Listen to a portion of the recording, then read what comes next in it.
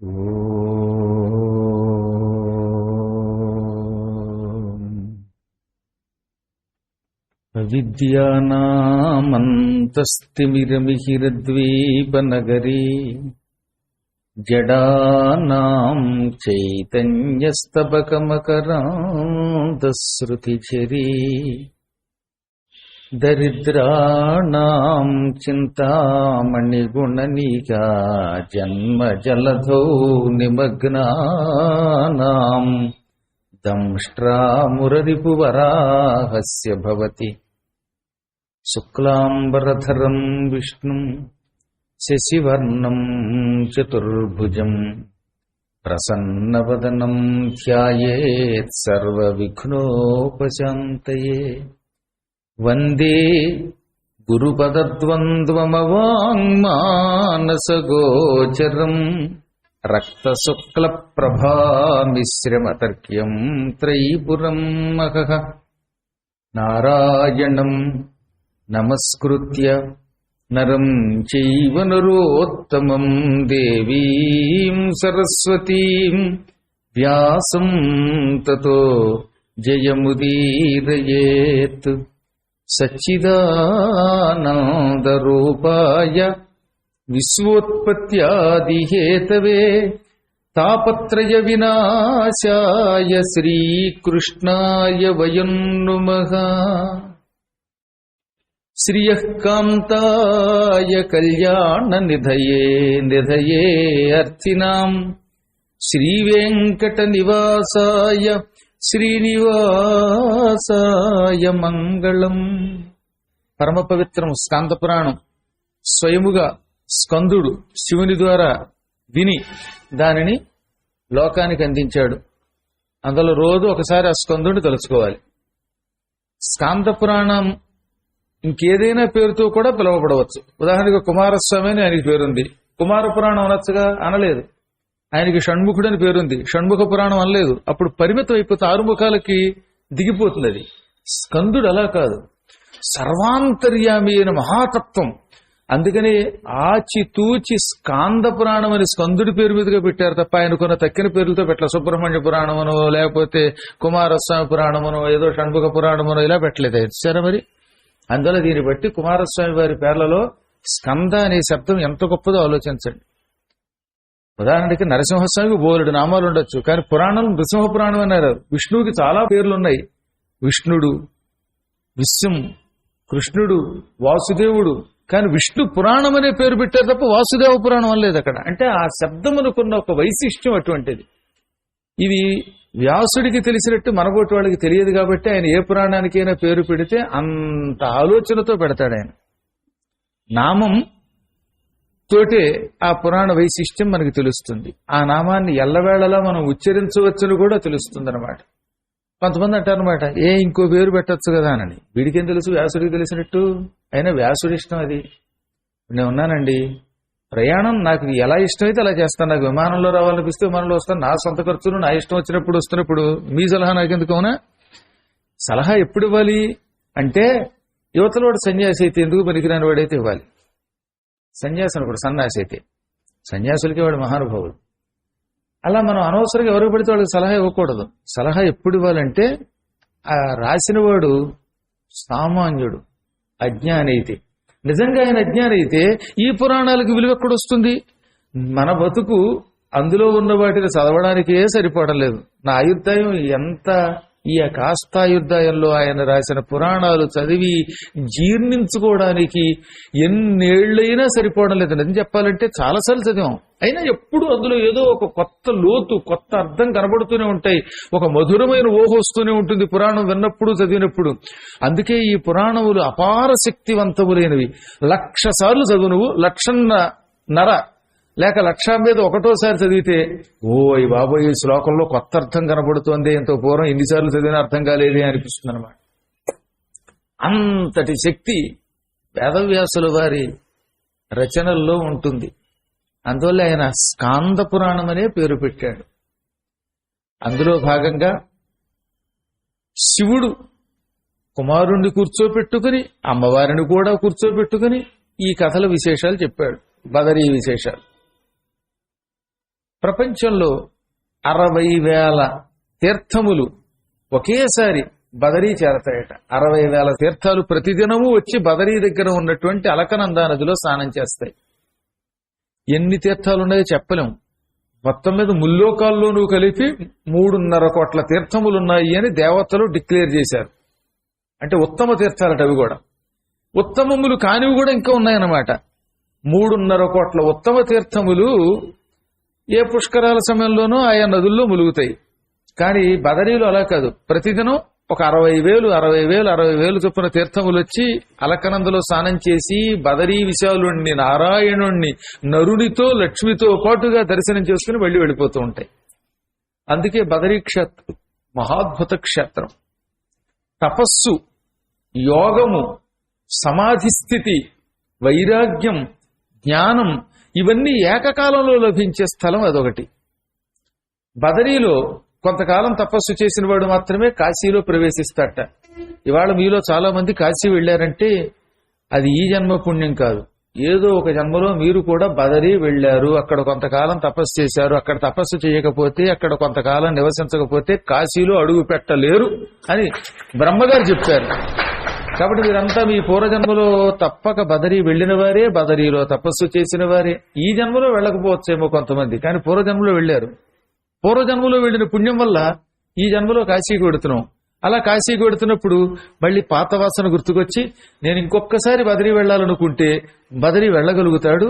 బదరికా క్షేత్రానికి వెళ్ళిన ఆ పుణ్యం వల్ల మళ్ళీ అవుతుందన్నమాట, కాశీలో మరణించే యోగం కలుగుతుంది.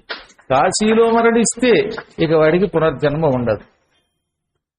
బదరీలో అనేక తీర్థాలు, దేవతలు, ఋషులు నిరంతరం నివసించటం వల్ల కూడా దానిని విశాల క్షేత్రం అన్నారు. నేనేం చెప్పాము, జీవాత్మ పరమాత్మలకు సంబంధించిన జ్ఞానం కలిగితే కూడా సూక్ష్మ స్థూల శరీరముల జ్ఞానం అక్కడ కలుగుతుంది కాబట్టి విశాల అని దానికి పేరు. ఇప్పుడు మళ్ళీ శివుడు ఏమని చెప్తున్నాడు, స్థూల సూక్ష్మ శరీరముల జ్ఞానము అక్కడికి వెళ్లిన వాడికి కలగడం వల్ల మాత్రమే కాక అనేక తీర్థములు, దేవతలు, ఋషులు ప్రత్యక్షంగా పరోక్షంగా ఆ క్షేత్రంలో ఉంటున్నారు కాబట్టి అది విశాల క్షేత్రం అన్నారు.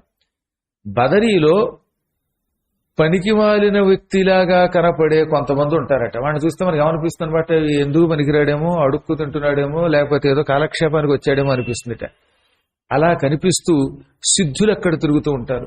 కొంతమంది దిగంబరులుగా తిరుగుతూ ఉంటారు. మరి కొంతమంది ఒళ్లంతా బూడిద పూసు తిరుగుతూ ఉంటారు. భయంకరమైన ఆ చలిలో ఎలుగుబంటి వేసుకునే కోట్లు లాంటి కోట్లు మనం వేసుకుంటే, ఎలుగుబంటి పైన బొచ్చెలా ఉంటుంది అటువంటి కోట్లు కొన్ని ఉన్నాయి మనకి. అందుకని భల్లూకపు కోట్లు అనేవాళ్ళం సరదాగా. అంతంత కోట్లు వేసుకుని చెట్టలు వేసుకు తిరుగుతారు అక్కడ ఈ సామాన్య జనం. కానీ కొంతమంది సాధువులు కేవలం విభూతి భస్మం మాత్రం పూసుకుని గోచీగుడ్డ పెట్టుకునో గోచీగుడ్డ లేకుండానో అక్కడ మంచులో కూర్చుని తపస్సు చేస్తున్నారండి. మీరు చూడండి, కేదారం బదరి వెళ్ళిన చోట ఇలాంటి సాధువులు కనబడతారు. ఎంత ఆశ్చర్యం కలుగుతుందంటే వాళ్ళని చూస్తే, అయ్యి బాబు నిజంగా అసలు వీళ్ళు మానవ మాత్రులేనా, ఈ చలిలో చొక్కా తీసి స్నానమే చేయలేకపోతున్నామే, అటువంటిది ఈ పుణ్యాత్ములు దిగంబరంగాను లేకపోతే ఏదో శరీరానికి అడ్డం ఉండడం కోసం గోచియో పెట్టుకుని కేవలం భస్మం పూసుకుని ఎలా ఉంటున్నారు అనిపిస్తుంది. మరి కొంతమంది అన్నారు, ఒళ్ళంతా భస్మం పూసుకోవడం వల్ల వాడికి వేడి పుట్టిందన్నారు. నువ్వు పూసుకుని కూర్చో చూద్దాం. వాడికి పోని భస్మం పూసుకుంటే వేడి పుట్టింది, చలి నుంచి తను తాను కాపాడుకుంటున్నాడు. నువ్వు కూడా ఒళ్ళంతా బూడిద పూసుకుని ఏదో నీకున్న గొప్ప వస్త్రం కాస్త చిన్న గుడ్డ వేసుకుని కూర్చో, ఆ తర్వాత తెలుస్తుంది. ఆ మంచుగడ్డ మీద చిన్న గుడ్డ కట్టు కూర్చుంటే నువ్వు ఎంత బూడిద పూసుకున్నా నీ శరీరం తట్టుకోలేదు. దానికి చాలా సాధన కావాలి. అందుకే వాళ్ళని సిద్ధులు, యోగులు అన్నారు. బదరికా క్షేత్రములు అలాంటి మహానుభావులు చాలా మంది ఉన్నారు. కొంతమంది బీడీలు లాంటివి కాల్చినట్టు కనబడతారు. అవి బీడీలు కాదు, ఏం కాదు, అది మనల్ని పరీక్షించడానికి వాళ్ళు చేస్తున్న ఒక గొప్ప అపూర్వమైన మాయ. వాళ్ళంతా అవధూత స్వరూపులు. వాళ్ళు మనకి అసహ్యం కలిగించి మనకి దూరంగా ఉండడానికి అలా పనిచేస్తారు. నిజంగా మీ పోటీ ఓ భక్తుడు అక్కడికి వెళ్ళాడండి. వెళ్ళగానే ఆ క్షేత్రంలో బీడీ కాలుస్తూ ఓ సాధువు కనబడితే, ఇక్కడికి వచ్చిన బీడీ కాలుస్తున్నాడు వీడు మొహం తగలే అనిపిస్తుందా అనిపించదా? తద్వారా అతన్ని మనం గౌరవించలేం. కానీ వాడు నిజానికి అలా బీడీ కాలుస్తున్నటువంటి సామాన్యులు కారు, మహానుభావులైన సాధువులు. వాళ్ళు తలుచుకుంటే ఆయువుని కూడా స్తంభింపజేయగలుగుతారు. ఆ విషయం మనం కనిపెట్టలేం. నేను చెప్పాను కదా మీకు, చాలా కాలం క్రితం అలాంటిది జరిగింది ఒకటి. నా పక్కన నాతో పాటు ఒక శిష్యుని తీసుకెళ్ళాను, కొంతమందిని తీసుకెళ్ళాను నేను. నేను కూడా శిష్యుల్ని తీసుకెళ్ళినప్పుడు ఇడ్లీ తింటున్నట్టు చపాతీ తింటున్నట్టు అలాగే చేసేవాడిని కాస్త కావాలని వీళ్ళని ఏడిపించడానికి. సరే మేము వెళ్ళాం, కేదారం వెళ్ళాం. ఆ కేదారం దగ్గర ఓ గోచిపాతరాయుడు ఉన్నాడు. కేవలం గోచి కొట్టే కట్టుకున్న ఆయన ఒక ఆయన ఉన్నాడు. ఆయన చిరునవ్వు నవ్వి నా పక్కనున్న శిష్యుణ్ణి ఇలా దగ్గరికి రా అన్నాడు. 2003వ సంవత్సరం. ఇప్పుడు మరీ పాతకాలం, నేను ఒంటరిగా వెళ్ళిన కాలం కదా, 2003. నాతో పాటు మా అన్నయ్య ఉన్నాడు, పెద్దన్నయ్య ఉన్నాడు, విశాఖపట్నంలో గీతంసులో పనిచేస్తున్న 3వ అన్నయ్య ఉన్నాడు, శ్రీకరి పెద్ద పాప, చిన్న పాప అప్పుడు ఎంత ఒక 7 ఏళ్ళో 8 ఏళ్ళో 7 ఏళ్ళు. ఆ పాప ఏమో పిట్టు ఎక్కింది. తర్వాత నాతో పాటు ఇంకో శిష్యుడు కూడా ఉన్నాడని చెప్పాక మా అమ్మగారు కూడా వచ్చారు. అప్పటికి మా అమ్మగారు కూడా ఈ యాత్రకు వచ్చారు. అందరినీ కాదని నా పక్కన ఉన్నవాడిని పిలిచాడు. ఎందుకని? వీడు కొంచెం నాకు అప్పుడు సేవ చేసేవాడు, ఈ పక్కన ఉన్నవాడు. అలా కొంతకాలం సేవ చేశాక ఏమొచ్చిందో కర్మ, వాడి పూర్వజన్మ కర్మ. ఎవరో చెప్పారట, ఆయన పక్కన ఉంటే ఆయన్నే గౌరవిస్తారు, నిన్ను గౌరవిస్తారు, నువ్వు ఇండివిజువల్ గా ఒక పురాణ కేంద్రం పెట్టుకుంటే నీకు ఎక్కువ గౌరవం వస్తుందన్నారట. నేను నిజంగా పండితుడిని అనుకున్నాడు వాడు. ఈ జనమంతా నన్నే గౌరవిస్తున్నారేమో అనుకున్నాడు. వేరే షాప్ పెట్టుకున్నాడు. ఇప్పుడు ఎక్కడున్నాడో తెలియకుండా క్రాఫ్ అయిపోయాడు. ఈ మధ్యన హార్ట్ అటాక్ కూడా వచ్చింది, లేనిపోను కూడా. ఎందుకంటే గురుద్రోహం చాలా ప్రమాదకరమైనది తెలుసు, అయినా మాయలో పడిపోతాం. సరే అదో పక్కన పెడితే, వాడు సుందరకాండలో 6వ కథ, మానవ కథలో 6వ కథ చదివారా మీరు? మీలో మానవ కథ పుస్తకం కొనుక్కుని చదివిన వాళ్ళు ఎంతమంది ఉన్నారో చేస్తండి. అందులో 6వ కథ చదివారా? ఇంకా చదవలేదా? చదవకపోతే ఈసారి చదవండి. ఆ పాత్ర ఇప్పుడు నా పక్కన ఉన్న పాత్ర. పాత్రలన్నీ ఇప్పటివే, ఎక్కడికి వెళ్ళవు. అందులో చాలా పాత్రలు అలా కనపడతాయి. నిజంగా కూడా తిరిగి మహాయోగ జాతకం అందుకోబోతున్నవాడు ఒక్క దెబ్బకి ఎలా పతనం అయిపోతాడనడానికి వాడన్నవాడు ఉదాహరణ. ఒక సాధువు కేదారంలో కేవలం గోచీపాతరాయుడు నా పక్కనున్న కారణం చేత వాడిని పిలిచాడు. వాడు దగ్గరికి వెళ్ళాడు. నోరు తిరుగు అన్నాడు. ఎవరిని? నా శిష్యుణ్ణి. అన్నవాడు ఎవరని చెప్పాను? గోచీపాతరాయుడు సాధువు. ఈ శిష్యుడు నాకేసి తిరిగాడు. నేను చిరునవ్వు నవ్వి ఆ సాధువుకి ఇలా నమస్కరించా. అంటే అర్థం అవ్వాలి కదా, సాధువుకి నేను నమస్కరించానంటే ఆయన ఏం చెబితే చేయరా, ఆయన నాకు కూడా పూజ్యుడు అని చెప్పాను. అప్పుడు వీడు కొంచెం అర్థమైంది, పూర్తి మాయపోకపోయినా కొంత అర్థమైంది. వెంటనే దగ్గరికి వెళ్ళాడు. నోరు తెరువు అన్నాడు ఆయన. వీడు నోరు తెరిచాడు. కుపుక్కును ఉమ్మాడు నోట్లో. ఆయన అని కాండిస్తారే అలా కాండేజ్ నోట్లో ఉమ్మాడు. వాడికి మండిపోయి దిక్కుమలాడు ఉమ్ముతావా అని బాబోయన 3 సార్లు తుప్పుకుని కింద ఉమ్మాడు. ఉమ్మగానే ఆ ఉమ్ము నేల మీద పడి ఇంత బంగారపు ముద్ద కింద మారిపోయి మేము చూస్తుంటే మెలమెల్లాడి మాయమైపోయింది. ఆ ఉమ్ము వీడు కంగారు కూడా ఉమ్మగానే నేల మీద పడి ఇంత బంగారపు ముద్ద. ఆ ముద్ద ఎలా ఉందో తెలుసా మీకు? కొలిమిలో బంగారం కరిగిస్తే ఎలా ఉంటుందండి, అలా కరిగించినట్టే కింద పడిపోయింది, మాయమైపోయింది. సాధువు మాయమైపోయాడు. ఈ పిచ్చడికి ఇంకా అర్థం కాలేదు. నేను ఇలా అనుకున్నాను తల పట్టుకుని, ఏమిటి గురువుగారు అలా అంటున్నారు అన్నాడు. అప్పటికింకా గురువుగారు అన్నాడులేండి. తర్వాత గురువుగారు కాస్త ఈ గురువుగారే మాకు శిష్యుడు అన్నాడులేండి వాడు. ఇంత చెప్పొచ్చింది ఏంటంటే, ఆ సాధువు ఉమ్ము అనే వంకతోటి వీడి అసహ్యాన్ని జయింపజేసి సిద్ధులు ఇవ్వడానికి వచ్చాడు. ఈ ఉమ్ముని కనుక వాడు అసహ్యించుకోకుండా ఉంటే అష్టసిద్ధులు ఇచ్చేవాడు ఆయన. అణిమ, లఘిమ, గరిమ, మహిమ, ఈశత్వం, వశత్వం, ప్రాప్తి, ప్రాకామ్యం, ఈ అష్టసిద్ధులు ఇచ్చి ఒక అష్టమూర్తి ఆ మహాత్ముడు. గురువు గారికి అష్టసిద్ధులు అంటే ఇష్టం లేదు. నేను చాలాసార్లు అన్నాను అనమాట, ఎందుకు అష్టసిద్ధులు, భ్రమల్లో పడిపోతాం, నాకు ఏ మహిమలు వద్దనివ్వండి. అందుకని నాకు ఇవ్వకుండా వాడికి దాని మీద కోరిక ఎక్కువ ఉండేది. అందుకని వాడికి ఇవ్వడానికి వచ్చాడు. వాడి కర్మది సంపూర్ణ గురుభక్తి లేదు, యోగం లేదు. నోట్లో పడినటువంటి సిద్ధిని, అమృతాన్ని ఉమ్మేశాడు. ఇంకా తర్వాత వాడు ఆ తర్వాత ఎక్కువ కాలం నాతో కలిసి ఉండలేదు. 1 ఏడాది మాత్రమే ఉన్నాడు. సంపూర్ణంగా భ్రష్టుడైపోయాడు. లౌకికమయలో పడిపోయాడు. ఏదో జీవిస్తారు. నేను చెప్పకూడదు కానీ కొన్ని రహస్యాలు ఎందుకు చెప్తున్నానంటే, బదరీ అటువంటి దివ్యక్షేత్రం, కేదారం అటువంటి దివ్యక్షేత్రం. ఈ బదరీ స్థలంలో ఇలాంటి సిద్ధులు ఉంటారు, మనల్ని భ్రమ పెడతారు. మీరు బీడీ రైళ్లు అనుకోకండి. ఒకసారి గురువు గారికి చూడండి కూడా ఉంటే. అప్పుడు నేను కనుక వాళ్ళకి నమస్కరించానా, మీరు సాష్టాంగ నమస్కారం చేయండి. నేను పట్టించుకోకపోతే మీరు పట్టించుకోకండి. ఒకవేళ దైవం అనుగ్రహించి వాళ్ళు అసలు నాకేసి చూడవలసిన అవసరం లేకుండానే మిమ్మల్ని అనుగ్రహించవచ్చు కూడా. ఎందుకంటే గురువు కంటే గురు భక్తుడు గొప్పవాట. గురుని కంటే గురుని భక్తుడే గొప్పవాడు. భగవంతుడి కంటే భగవద్భక్తుడు గొప్పవాడు. చాలాసార్లు చెప్పాను మీకు ఆ విషయం. పయోధిగణమే పయోధి కన్నను పయోధి దాల్చిన పృథ్వీఘనమ్మగు పృథ్వీఘనమ్మే పృథ్వీకన్నను పృథ్విని దాల్చిన సహస్రఫణియగు శేషుడు ఘనమగు శేషుడు ఘనమే శేషుని కన్నను శేషముద్రికాలంకృత భాసుర మంజీర గలంగల రావాంకిత మహామహేశ్వరి పార్వతి ఘనమగు పార్వతి ఘనమే పార్వతినే తన సగముగా దాల్చిన శివుడు ఘనమ్మగు శివుని కన్న శివ భక్తుడే ఘనమగు స్వామి కూడల సంగమదేవ. మహానుభావుడు ఈ సందేశం చెప్పినవాడు ఎవరు? బసవర. మీకు తెలుసు కదా, బసవేశ్వరుడి పేరు వినే ఉంటారు. కర్ణాటకలో బసవేశ్వరుడి సంప్రదాయం అద్భుతంగా ఉంటుంది. ఆయన సాక్షాత్తు నందీశ్వరుడని ప్రసిద్ధి.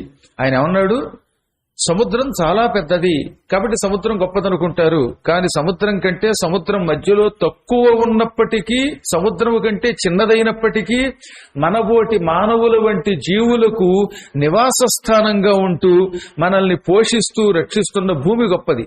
సముద్రం కంటే భూమి చిన్నదే, అయినా భూమి గొప్పదట. ఎందుకంటే సముద్రం కంటే దీనికి వైశిష్ట్యం ఉన్నది. పంటలు పండిస్తుంది, బంగారం ఉంటుంది. మనలాంటి వాళ్ళు ఇందులోనే బతుకుతాం, సముద్రంలో బతకలేము. సముద్రంలో కొన్ని ప్రాణులే బతుకుతాయి, కానీ దీని మీద ఎన్నో రకాల ప్రాణులు బతుకుతాయి. అందుకన్న సముద్రుడి కంటే భూమి గొప్పది. భూమి గొప్పదా అంటే భూమి గొప్పది కాదట. ఎందుకని?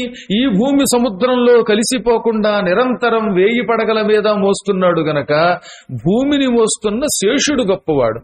శేషుడు గొప్పవాడా? మళ్ళీ ఆయన గొప్పవాడు కాదు. శేషుడి కంటే ఆదిశేషుణ్ణి తన కాలికి గజ్జెలుగా కట్టుకుని శివుడితో తాండవ నృత్యం చేసే పార్వతి గొప్పదట. చాలా మందికి తెలియదు, కానీ ఆదిశేషుడికి భూమిని మోసే శక్తి ఎలా వస్తుందో తెలుసా? అప్పుడప్పుడు పార్వతీదేవి ఆదిశేషుణ్ణి తన కాలికి ఇలా చుట్టేసుకుని, ఏదో మన ఆడవాళ్ళు పట్టీలు చుట్టుకుంటారుగా, వెండి పట్టీలు మొగలను, అలా గజ్జెల కింద చుట్టుకుని నృత్యం చేస్తుంది అమ్మవారు. ఈ నృత్యం చేసేటప్పుడు కాలికి గజ్జెలుగా ఉన్నాడు గనక ఆదిశేషుడు ఈ భూమండలాన్ని మోసే శక్తి పొందుతున్నాడు. అంతటి శక్తి ఆయనకి ఇవ్వడానికి ఆదిశేషుడు అంతటి వాణ్ణి తన కాలికి గజ్జెలుగా మార్చుకుని శివుడితో తాండవ నృత్యం చేసే పార్వతి గొప్పది శేషుడి కంటే. అందుకని శేషుని కన్నను శేషముద్రికాలంకృత మంజీర గలంగల రావాంకిత మహామహేశ్వరి పార్వతి ఘనమగు. ఇప్పటి వరకు ఏం చెప్పాడు? సముద్రుడు గొప్పవాడు, కానీ సముద్రుడి కంటే భూమి గొప్పది. మళ్ళీ భూమి గొప్పదా? భూమి కంటే భూమిని మోసే శేషుడు గొప్పవాడు. శేషుడు గొప్పవాడా? ఆ శేషుడినే తన కాలికి చుట్టుకున్న పార్వతి గొప్పది. చివరికి వచ్చరికి పార్వతి ఘనమే. పార్వతి గొప్పది కాదు. పార్వతి కన్నను పార్వతినే తన సగముగా దాల్చిన శివుడు ఘనమ్మగు. పార్వతిని తన శరీరంలో సగంలో పెట్టుకుని అర్ధనారీశ్వరుడిగా ప్రసిద్ధికెక్కిన శివుడు గొప్పవాడు. పోనీ లాస్ట్కి వచ్చాక శివుడు గొప్పవాడా? అది కాదట. శివుని కన్న శివభక్తుడే ఘనమగు. శివుడు ఘనమే, శివుని కన్నను శివుని దాల్చిన భక్తుని మనమది సర్వఘనమ్మగు. శివుడు గొప్పవాడు కాదు. శివుడి కంటే ఈ శివుణ్ణి తన మనస్సులో పెట్టుకున్న భక్తుడు గొప్పవాడు. ఎందుకని? శివుడంతటి వాణ్ణి, అంతటి సర్వాంతర్యామిని భక్తుడు తన గుండెలో గుడిగా చేర్చి అందులో పెట్టేసుకున్నాడు. ఇప్పుడు శివుడు ఎక్కడున్నాడు? గుళ్ళో లేడు, భక్తుడి గుండెల్లో ఉన్నాడు. ఈ గుండె అనే ఒక చిన్న ప్రాంతంలో అదే ఒక మందిరంగా భావించి శివుణ్ణి బంధించే శక్తి ఒక్క భక్తుడికే ఉంది. అందువల్ల శివుడి కంటే శివ భక్తుడు గొప్పవాడు, విష్ణువు కంటే విష్ణు భక్తుడు గొప్పవాడు. అందుకనే పదే పదే పదే మహానుభావులు ఏమన్నారు? మేము నీ భక్తులు కాలేకపోయినా పర్వాలేదు, నీ భక్తుల యొక్క దాస దాస దాస దాసానుదాసుల దాసుల అయితే చాలు. త్వద్భృత్య భృత్య పరిచారిక భృత్య భృత్య అన్నాడు ఏకంక కులశేఖరాల వారు. నీ భృత్యుడి కంటే ఆ భృత్యుడి ఆ భృత్యుడి ఆ భృత్యుడి ఆ భృత్యుడి యొక్క దాసానుదాసుడినైనా చాలన్నాడే. ఎంత గొప్ప అద్భుతమైన భావనలండి ఇవి. కాబట్టి చివరికి వచ్చరికి భగవంతుని కంటే భగవద్భక్తుడు గొప్పవాడు. అటువంటి భగవద్భక్తులు మనకి నిరంతరం అవసరం. అందువల్ల మనం ఏం చేయాలన్నమాట? అక్కడ ఆ భగవద్భక్తుల యొక్క సన్నిధానమైనటువంటి బదరీ వంటి క్షేత్రాలకు వెళ్ళినప్పుడు ఆ భగవద్భక్తుల అనుగ్రహం ఉంటే, మీరు భక్తులని చెప్పాను కదా, గురువు గారు ఇదిగో వీడు సిద్ధుడు అని సైగ చెయ్యవలసిన అవసరం లేకుండానే వాళ్ళు మిమ్మల్ని అనుగ్రహిస్తారు నిజంగా భక్తులైతే. నేను నిజంగా చెబుతున్నాను, మీలో గురుభక్తి ఉంటే అప్పుడు గురువు గారు వీడు నోట్లో ఉమ్ముతానంటున్నాడు, వీడు మంచివాడేనా అని నాకే చూడక్కర్లా, అతన్ని చూడగానే మీకు అర్థమైపోతుంది ఇతడు సిద్ధుడని. అది మీ భక్తి మీద ఆధారపడి ఉంది. కాబట్టి మనం సిద్ధి పొందాలంటే గురుభక్తి ఉండాలి. మనం యోగం పొందాలంటే గురుభక్తి ఉండాలి. అసలు మనకి తీర్థయాత్రలకు వెళ్లి యోగం రావాలంటే గురుభక్తి ఉండాలి. మనం అనుకున్న పనులు నిర్విఘ్నంగా సాగాలంటే, మనల్ని ఎవరూ ఎదుర్కోకుండా ఉండాలంటే మనలో సంపూర్ణ గురుభక్తి ఉండాలి. గురుభక్తి ముందు ఎవడైనా బలాదూరే. అందువల్ల ఈసారి బదరీ వెళ్ళినప్పుడు మీరు వాడి కోసం వీడి కోసం చూడకండి. మేం గురుపాదాలని నమ్మాం, మాకిక్కడ సిద్ధులు లభించాలి, మాకు సిద్ధ పురుషుల దర్శనం అవ్వాలి, నారాయణ కటాక్షం లభించాలి అనుకోండి. ఆ తర్వాత మీకు అనుభూతి కలగకపోతే అప్పుడు అడగండి. మేము కేవలం గురుభక్తి వల్లే సాధించాం. ఏనాడు గురువు పాదాలను విడిచిపెట్టలేదు తెలిసిన. మా నాన్నగారు ఒక్కసారి మంత్రోపదేశం చేసినందుకు యావత్ జీవితం ఆయన పాదాలకి నమస్కారం చేశాను. తండ్రిగా, గురువుగా, దైవంగా మా తండ్రిని పూజించాను. ఆయన పక్కన ఉండడంతో నాకు ఇంత కవిత్వం పాండిత్యం తెలియకుండా వచ్చాయి. పూజ చేయడం వల్ల, భక్తి వల్ల వచ్చింది. నా అదృష్టవశాత్తు తండ్రి గారు, తల్లి గారు, ఇది కాకుండా మహానుభావులైన కొంతమంది గురువులు లభించారు. అందరు గురువులు వాళ్ళు మా పేర్లు చెప్పొద్దనడం వల్ల చెప్పట్లేదు, కానీ ఇంకో 2 గురువులు ఉన్నారు. అలాంటి పరమేశ్వర స్వరూపులైన గురువులు మనకు లభించడం మన అదృష్టం. లభించడం అదృష్టం కాదు, లభించాక వాళ్ళని యావజ్జీవితం మనస్సులో భక్తితో తలుచుకోవడం గొప్ప అదృష్టం. గురుద్రోహం చేస్తే ఏం లాభండి? గురువు అవ్యాజ కరుణామూర్తి. వాడి కటాక్షం వల్ల ఏదైనా సాధిస్తామని శాస్త్రం చెబుతుంటే, పనికి మాలిన చిన్న చిన్న విషయాల కోసం, చిన్న చిన్న కీర్తుల కోసం, పొగడ్తల కోసం గురువులకు ద్రోహం చేసి జీవులు భ్రష్టులైపోతే ఏం లాభం ఉన్నది? కాబట్టి ఈసారి మీరు తప్పక వెళ్ళండి. అలాంటి సిద్ధులు అక్కడ కనపడతారు. వాళ్ళు కనపడినప్పుడు అందరికీ నోట్లు ఉమ్మేస్తారని చెప్పలేము. ఆయన అదృష్టమోడు నోట్లో ఉమ్మారు, వాడికి ఎందుకు ఉమ్మాడు, వాడి కర్మ, వాడి సిద్ధులు పోయాయి, వాడి బుద్ధే పాడైంది. కానీ ఒక్కొక్కళ్ళని రకరకాలైనటువంటి విచిత్రమైన పరీక్షలు గురి చేస్తారు. శవం దగ్గర పెట్టుకుని కనపడతారు కొంతమంది. ఆ తర్వాత ఆ శవాన్ని ముట్టుకోమంటారు. చిచ్చి పీనుగు అనుకున్నావా, మనం కూడా పీనుగులం అయిపోతాం. కాదు, ఆయన ముట్టుకోమంటే ముట్టుకుంటే ఆ పీనుగులోంచి శ్రీమన్నారాయణుడు దర్శనమిస్తాడు. అలాంటి పరీక్ష చేస్తాట ఎవరు? దత్తాత్రేయుడు. లేదా ఒక్కోసారి బీడీతో నాలిక మీద వాత పెట్టచ్చు. అబ్బా అనక్కర్లా, నువ్వేం చేసినా తట్టుకుంటావు అనండి. ఆ తదనంతరం మీరు వ్యాసుడిలాగా పురాణాలు రాసే శక్తి మీకు వస్తుంది. ఒక సాధుడైతే ఒక భక్తుడి కాలి మీద కర్రతో దెబ్బ కొట్టాట. కాలు నిజంగా కాస్త నెప్పెట్టింది, గట్టిగానే తగిలింది అది. కానీ అబ్బా అనకుండా గురుదేవా అన్నాడు. తర్వాత ఆ వ్యక్తి ఇప్పుడు కూడా నీళ్లలో నడిచేటటువంటి సాధువు అయ్యాడు. నీళ్లలో నడిచే సాధువులు ఉన్నారు అక్కడ. గంగానది మీద నడవగలరు వాళ్ళు. లేకపోతే హిమాలయాల్లో అన్నేసి వేల సంవత్సరాలు ఆ మంచుగడ్డల్లో ఎలా బతుకుతున్నారు వాళ్ళు?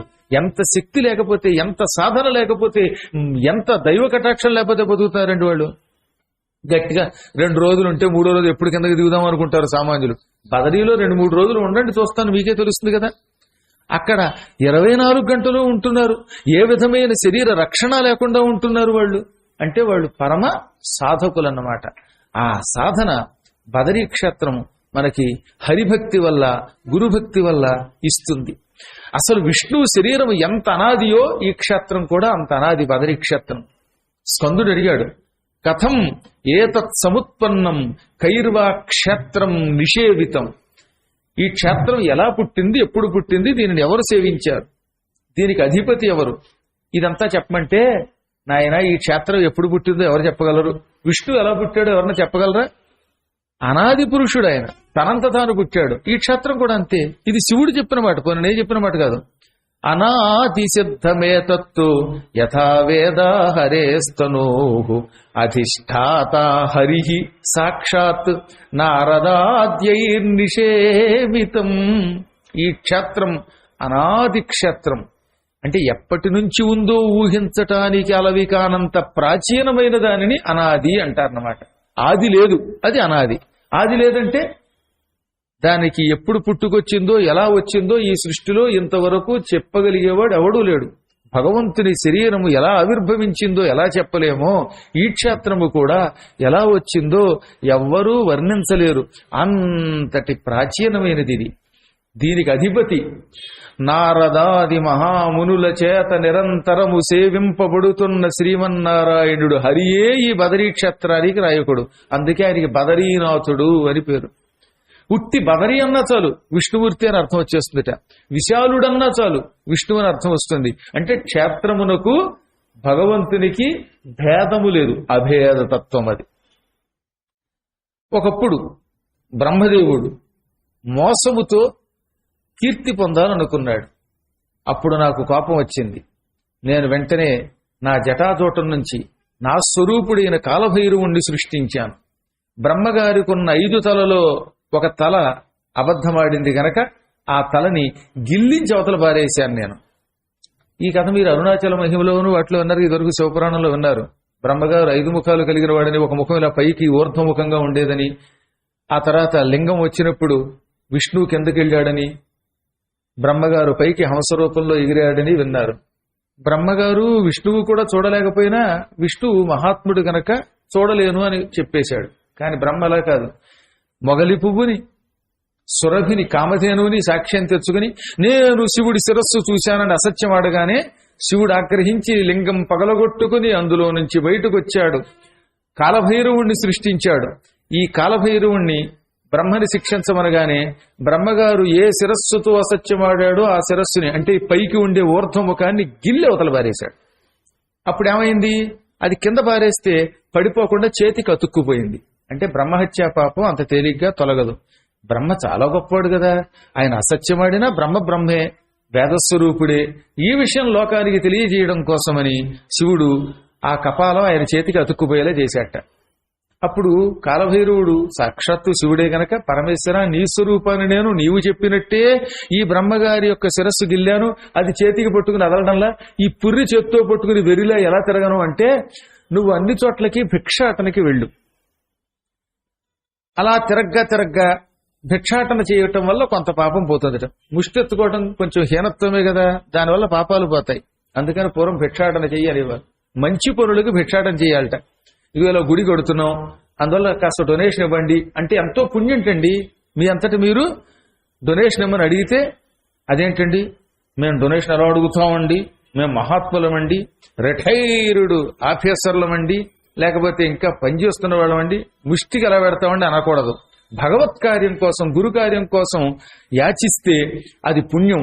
ఆ పుణ్యం వల్ల హత్యాపాపాలు తొలగిపోతాయట. అక్కడ మాత్రం యాచన గొప్పది, మన కోసం యాచించకూడదు. అంటే ఏమిటనమాట, నేను ఇడ్లీ కొనుక్కోవాలనుకుంటున్నానండి, నా కోసం 1000 రూపాయలు ఇవ్వండి అని అడగకూడదు. మన కోసం వ్యక్తిగతంగా యాచించకూడదు, భగవంతుడి కోసం, గురువు కోసం యాచించవచ్చు. ఉదాహరణకి ఇంతటి మహాత్ముడు ఉన్నాడు, మా గురువు గారికి గండపెండేరం చేద్దాం అనుకుంటున్నానండి, ఒక కాసు బంగారం ఇవ్వండి అని అడగచ్చు. అంటే ఆయన కోసం కాదు, అది గురుసేవ కోసం చేస్తున్నారు, అది మహాపుణ్యం అన్నారట. అందుకని పూర్వం త్యాగరాజు గారు 1 రూపాయి ఆశించాడా, ఆయనకి ఏమన్నా కావాలా? కానీ ఉంచి వృత్తి ఎందుకు అనుకున్నాడు? అది రాముడి సేవ కోసం, రాముడి కోసం యాచించాడు కాబట్టి ఆయన మోక్షానికి వెళ్ళగలిగాడు. పూర్వం జోలు ఎందుకు పెట్టేవారట? అందువల్ల ఏంటంటే యాచన వల్ల కొంత పాపం పోతుంది. అలా నువ్వు క్షేత్రాలు తిరగ్గా ఏదో ఒక క్షేత్రంలో నీ చేతికున్న కపాలం ఊడి కింద పడిపోతుంది. అలా నీ చేతి కపాలం ఊడిపోయిన స్థలం పరమ పవిత్ర స్థలం. ఈ ప్రపంచంలో అది అపూర్వ స్థలం, మహాపుణ్యస్థలం అవుతుంది. ఆ స్థలానికి వెళ్ళిన వాడు పిండ ప్రదానం చేసిన, స్నానం చేసిన, జపం చేసిన, దానం చేసిన, 1,000,000,000 సంవత్సరములు తపస్సు చేసిన ఫలితం పొందుతాడు. ఆ స్థలం ఎక్కడుందో నువ్వే వెతుక్కుంటూ వెళ్ళు అని కాలభైరవుణ్ణి శివుడు ఆజ్ఞాపించాడు. వెంటనే కాలభైరవుడు తీర్థయాత్రలన్నీ తెగ చేశాడు. సగత బ్రహ్మహత్యామే కపాలం తాదృశంకరే తదా వైకుంఠమగమం ద్రష్టుం లక్ష్మీపతిం హరిం. అప్పుడు ఈ కాలభైరవుడు ఈ కపాలం పుచ్చుకుని భిక్షాందేహి అని యాచిస్తూ ఈ పుర్రెలో వేసిన దాన్ని భోజనం చేస్తూ తిరిగాడు. వైకుంఠములకు వెళ్ళాడు. ఒక రోజున వంగి వినయంగా నమస్కరించి ఆయనతో ఇలా అన్నట్ట, స్వామి, ఈ బ్రహ్మకపాలం నా చేతి నుంచి ఎలా విడిపోతుంది, ఎక్కడికి వెళ్ళాలి అని అడగ్గా, ముందు కాశీ వెళ్ళు, ఆ కాశీకి వెళ్ళగానే నీ చేతుకున్న ఈ పుర్రె జారిపోతుంది, ఇది దొల్లుకుంటూ వెళ్ళు ఒక స్థలానికి పోతుంది. కాశీలో పడిన ఈ స్థలం ఒక స్థలం దాకా తనంత తానే దొల్లుకుంటూ వెడుతుంది. ఆ స్థలం దగ్గరికి వెళ్ళి అక్కడున్న నదిలో స్నానం చెయ్యి అన్నట్ట. వెంటనే ఆయన కాశీ వచ్చాడు. రాగానే హాహాకారం చేస్తూ ఈ పుర్రి కింద పడిపోయింది. కాశీలో పడిన పుర్రి అక్కడ ఆగలేదు. ఈ విషయం కాశీఖండంలో కూడా చెబుతాడు. కాశీక్షేత్ర మహిమ వల్ల పుర్రి జారింది. ఈ జారిన పుర్రి దొల్లుకుంటూ హిమాలయ పర్వతాల్లో బదరీ దగ్గర అక్కడున్న బదరీనారాయణ స్వామి వారి పాద సన్నిధిలో అలకనందా నదీ తీరంలో పడింది. ఇప్పుడు ఆ స్థలాన్ని ఏమంటాం మనం? బ్రహ్మకపాలం అంటారు. ఆ బ్రహ్మకపాల స్థలం అత్యంత పవిత్రం. ఎంత చలిగా ఉంటుందో. అదృష్టవశాత్తు అక్కడున్న రోజుల్లో మేము ఎప్పుడున్నా మాకు వర్షం తక్కువ నుండి కాస్త ఎండ వచ్చేది. మా కోసం సూర్యభగవానుడు ఎండ కాస్త చూపించేవాడు. ఎండ వస్తే కూడా అక్కడ కూర్చోలేము.